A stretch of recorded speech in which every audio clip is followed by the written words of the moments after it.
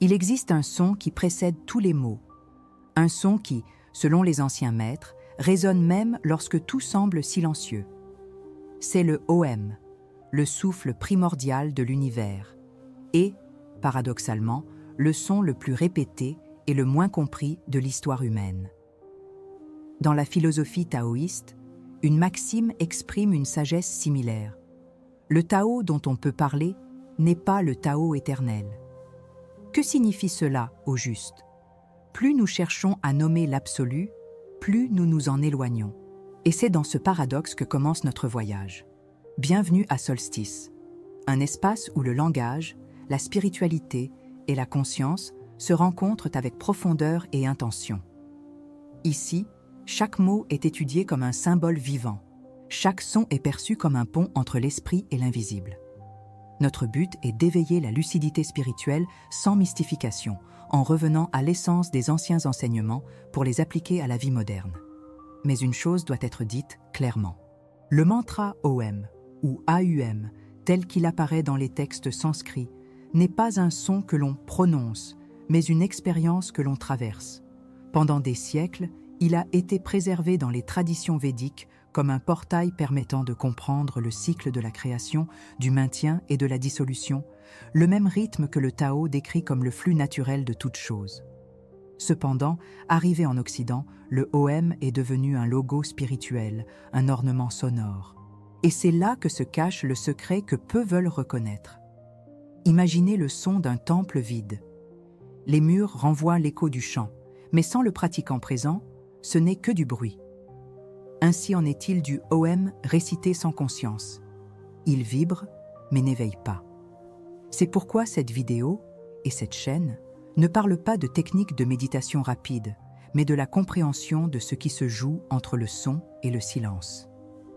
Car c'est dans cet intervalle que la conscience se révèle. Et cette connaissance, bien que simple, est celle que nous fuyons le plus. Nous dévoilons le sens caché des symboles sans en altérer la rigueur conceptuelle. La vidéo d'aujourd'hui vous invite à aller au-delà du mantra comme son, pour le percevoir comme une carte qui reflète le chemin de l'esprit vers l'état de présence. Et ce n'est pas un idéal abstrait, c'est une méthode de réintégration entre l'être et le réel. Le secret que peu veulent voir, c'est que le OM ne promet pas la paix, car il exige la présence. Et la présence demande un effort. Il est inconfortable de réaliser que la spiritualité n'est pas un refuge, mais une reconstruction de la perception. C'est pourquoi ce contenu ne s'adresse pas à ceux qui cherchent un soulagement, mais à ceux qui cherchent la vérité. Si vous sentez qu'il existe quelque chose au-delà de la surface, si vous pressentez que la spiritualité a été trop simplifiée, vous êtes au bon endroit. Avant de poursuivre, une invitation brève et consciente. Abonnez-vous à la chaîne Solstice et activez la cloche afin que ce voyage de connaissances ne se perde pas parmi les bruits du monde numérique. Laissez un like si ce sujet résonne en vous. C'est la manière de maintenir vivante la conversation sur ce qui compte vraiment. La conscience qui observe le son avant qu'il ne disparaisse. En 1955, un groupe de moines tibétains fut enregistré pour la première fois en train d'entonner le OM sur une montagne près de Lhasa. Le son était grave, presque souterrain, vibrant à des fréquences qui faisaient paraître l'air liquide. Les scientifiques qui analysèrent l'enregistrement s'attendaient à n'y trouver qu'un simple bruit harmonique, mais ils découvrirent quelque chose d'inattendu. La vibration du son produisait des motifs géométriques précis dans le sable sous l'autel, comme si le son modelait la matière. Ce n'était pas un simple chant, c'était la démonstration physique d'une loi spirituelle ancienne, celle selon laquelle toute forme naît du son. Cette scène, oubliée dans les archives pendant des décennies, marque le point de départ de notre réflexion. Cette histoire révèle plus qu'un fait curieux. Elle montre que le OM n'est pas une invention symbolique, mais un pont entre l'invisible et le tangible. Dans les traditions anciennes, on croyait que l'univers n'avait pas commencé par la lumière, mais par le son qui donna forme à la lumière. Cette idée ressurgit, de façon étonnante, dans certaines théories modernes sur la vibration et la résonance quantique. Ce que les moines démontraient intuitivement, c'est le même principe que les physiciens étudient aujourd'hui dans leur laboratoire. la réalité vibre et la conscience peut se syntoniser à cette vibration. Mais il existe un gouffre entre entendre cette idée et véritablement la comprendre. Il y a une différence entre le savoir et l'expérience.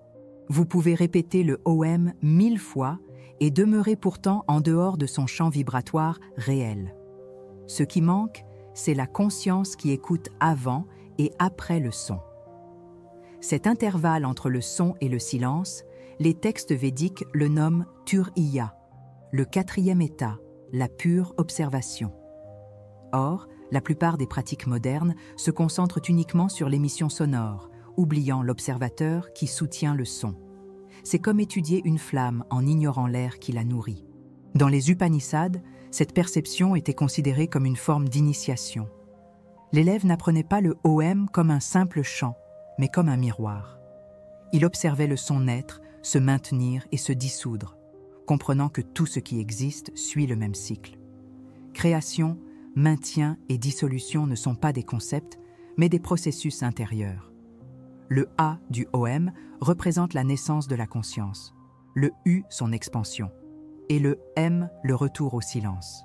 Chaque syllabe est une carte de l'esprit lui-même. Lorsqu'il est entonné avec présence, le mantra devient une leçon vivante de cosmologie. Mais quelque chose s'est perdu lorsque le OM est devenu mondial. Il a été transformé en esthétique sonore, en accessoire des salles de yoga et des vidéos relaxantes. On lui a retiré sa responsabilité philosophique, ne laissant que le son agréable. Et cela crée une ambiguïté dangereuse. Cela semble spirituel, mais ne réveille pas. C'est l'écho du temple sans le pratiquant à l'intérieur. Cette dissociation révèle ce que nous appelons ici le secret que personne ne veut voir. Non parce qu'il est caché, mais parce qu'il est inconfortable de reconnaître que le véritable travail est intérieur et non esthétique. Vu sous le regard taoïste, le même principe se répète. Le son naît du silence, et le silence contient le son. Le Tao appelle cela le retour à l'origine, le point où tout ce qui existe se dissout dans le non-être. Le OM est donc la pratique sonore de cette vérité, une écoute active du cycle de la vie. L'erreur moderne est de vouloir seulement la partie sonore et d'ignorer le retour au vide. La sagesse, pourtant, consiste à comprendre que le silence n'est pas absence, il est puissance. Lorsque vous entonnez le OM et reposez dans le silence qui le suit, c'est tout l'univers qui respire avec vous. L'invitation, alors, est de poursuivre cette exploration avec moi. Chaque partie de cette vidéo dévoilera les couches cachées de cette ancienne science du son, de la philosophie à la psychologie, de l'esprit au cosmos. Le savoir est déjà là, mais il ne se révèle qu'à celui qui reste à l'écoute. Restez jusqu'à la fin, car ce qui vient ensuite pourrait transformer votre compréhension de la conscience elle-même. Et si ce début a déjà éveillé en vous une étincelle de curiosité, abonnez-vous à la chaîne Solstice, non pas pour consommer du contenu, mais pour continuer à marcher dans le son qui vibre encore dans le silence. La tentative moderne de se reconnecter au sacré se transforme souvent en fuite. Les gens cherchent la paix dans des sons artificiels, des playlists méditatives ou des techniques de relaxation qui promettent de vider l'esprit, mais qui finissent par anesthésier la conscience. Ce type de pratique procure un soulagement passager, tout en approfondissant la distance avec la perception réelle. Le silence est évité et le son devient un sédatif plutôt qu'un portail. Ainsi, la quête spirituelle dégénère en divertissement spirituel, confortable, prévisible et inoffensif. Le problème, c'est qu'en essayant de dompter le son, le pratiquant s'éloigne du mystère qu'il contient. Le véritable but du OM n'a jamais été de détendre, mais de révéler. Il ne cherche pas à apaiser l'esprit, mais à exposer ce qui s'y meut. Lorsque nous utilisons le mantra comme simple outil esthétique, nous perdons le contact avec sa puissance transformatrice. Cette déformation entraîne des effets secondaires, superficialité émotionnelle, dépendance aux stimuli sonores et incapacité à supporter le silence intérieur. Plus nous chantons sans conscience, plus nous nous éloignons de ce que nous cherchons. Pour inverser ce processus, il faut revenir à la pratique originelle, non pas à la forme rituelle, mais à la structure d'attention qui la soutient. Une technique peu connue, appelée écoute triphasique du OM, redonne à cette pratique son sens premier. Elle s'appuie sur des recherches contemporaines en neuroplasticité auditive et en pleine conscience, utilisant le mantra comme entraînement d'observation sensorielle. Le pratiquant y accompagne 3 moments: l'apparition du son, sa continuité et sa disparition, en percevant les micro-transitions entre eux. Cette attention raffinée réorganise les schémas mentaux liés à l'anxiété et à la dispersion, réduisant de manière démontrée l'activité du cortex préfrontal associée à la rumination excessive. L'écoute triphasique diffère de la répétition mécanique. Elle demande davantage d'écoute que d'émission. Des études menées à l'Université de Kyoto sur la résonance neuronale montrent que les pratiquants qui concentrent leur attention sur la disparition du son activent des zones cérébrales liées à l'intégration sensorielle et temporelle. Cela signifie que le cerveau apprend à reconnaître l'intervalle entre le stimulus et la réaction, le même espace que les traditions védiques décrivent comme le champ de la conscience pure. Appliqué de manière continue, cet entraînement élargit la perception du temps intérieur, réduit la réactivité émotionnelle et restaure une relation plus lucide avec le moment présent. Il est essentiel de comprendre qu'appliquer le OM de cette manière n'est pas un exercice de contrôle de soi, mais de compréhension de soi. Le silence qui suit le son est le miroir où se reflète notre résistance à la présence. C'est pourquoi les alternatives populaires visant des résultats rapides, mantras automatiques, sons binauraux, répétitions enregistrées, ne font que renforcer la dissociation. Elles transfèrent le pouvoir du pratiquant vers le stimulus externe, perpétuant le même cycle de dépendance sensorielle. Le véritable défi consiste à demeurer conscient à l'instant où le son s'éteint et où le vide s'ouvre. C'est là que réside le territoire de la transformation réelle.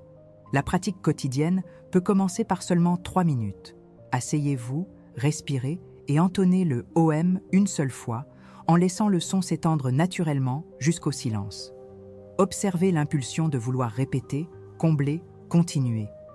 C'est dans cette impulsion que réside le conditionnement mental. Lorsque vous la reconnaissez et choisissez simplement d'observer, le mantra accomplit sa fonction: désautomatiser l'esprit. Ce n'est pas le nombre de répétitions qui compte, mais la qualité de l'écoute. C'est là, dans l'espace entre la fin du son et le début de la pensée, que la conscience se recrée. À présent, la proposition est simple, mais profonde. Avant de passer à la suite de cette vidéo, écrivez en commentaire la phrase « J'écoute le silence entre les sons ». Cette phrase est un engagement envers l'attention éveillée. Le rappel que le véritable pouvoir du OM ne réside pas dans le fait d'être prononcé, mais d'être compris. En l'écrivant, vous ancrez la pratique dans le plan conscient et contribuez à soutenir cette exploration collective. Que ce son primordial redevienne ce qu'il a toujours été, un appel à la présence et non à la performance.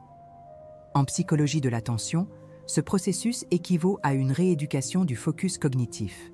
Le cerveau humain tend à se fixer sur le stimulus, sur le son, et à négliger l'intervalle qui le contient. La méditation avec le OM entraîne précisément l'inverse: déplacer l'axe de l'attention du contenu vers l'espace.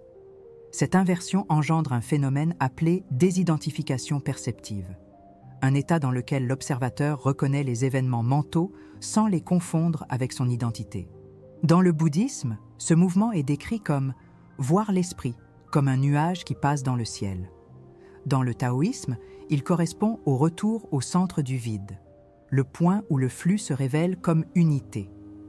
Le OM, en ce sens, agit comme un outil de dissolution du dualisme entre son et silence, action et repos, être et non-être. Chaque syllabe reflète une dimension psychique.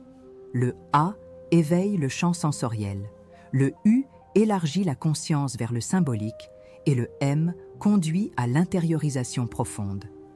Le silence final, Tur-Aya, est la conscience témoin, l'état où l'ego cesse sa narration et où seule demeure la présence pure. Cette séquence représente le même cycle observé dans les traditions taoïstes: naissance, épanouissement et retour. Lorsque le pratiquant intègre ces phases, le mantra cesse d'être un exercice et devient une forme de connaissance directe.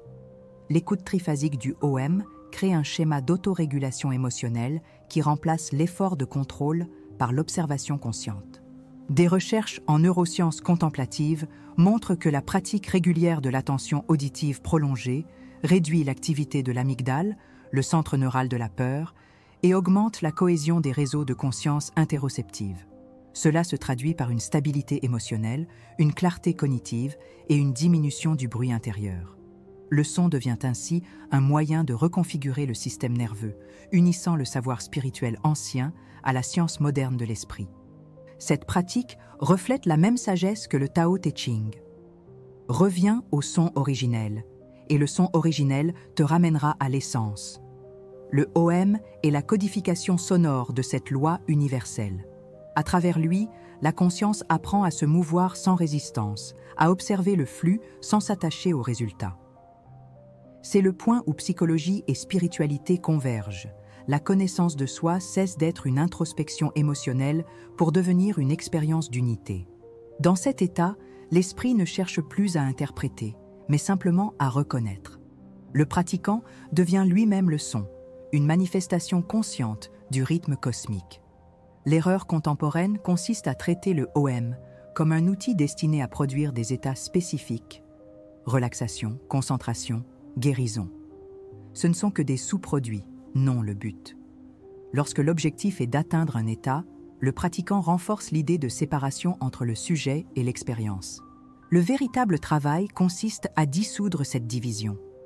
C'est pourquoi le OM est, dans la pratique, une méthode de désapprentissage.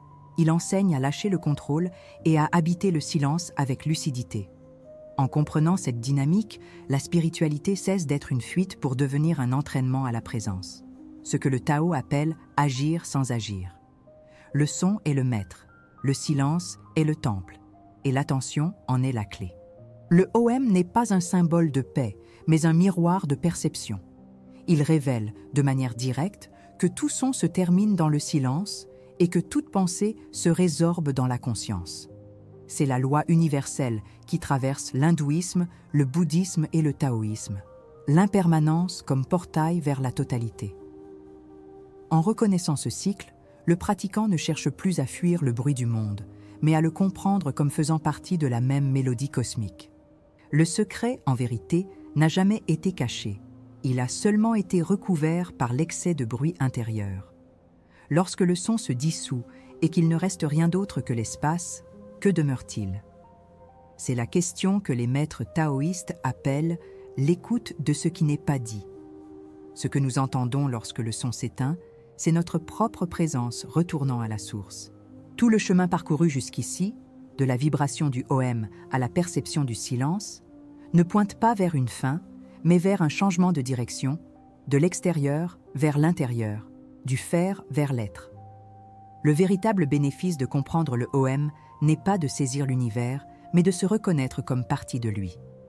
Le pratiquant éveillé ne cherche plus les sons sacrés. Il devient l'écho conscient de ce qui a toujours été son. Cette compréhension apporte une sérénité sans effort. Ce n'est pas la paix du repos, mais la paix de la lucidité. Le OM enseigne que tout vibre, même le silence.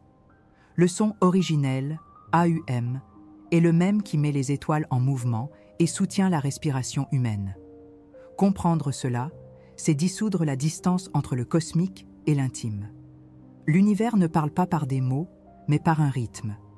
Et lorsque le pratiquant écoute sans chercher à déchiffrer, il recommence à participer à cette langue silencieuse. Ainsi, l'étude du OM ne s'achève pas dans l'esprit. Elle se prolonge dans chaque respiration écoutée avec conscience. La tradition taoïste décrit cet état comme « retourner à la racine ». Le chemin ne mène pas vers un lieu nouveau, mais vers le centre de ce qui a toujours été présent.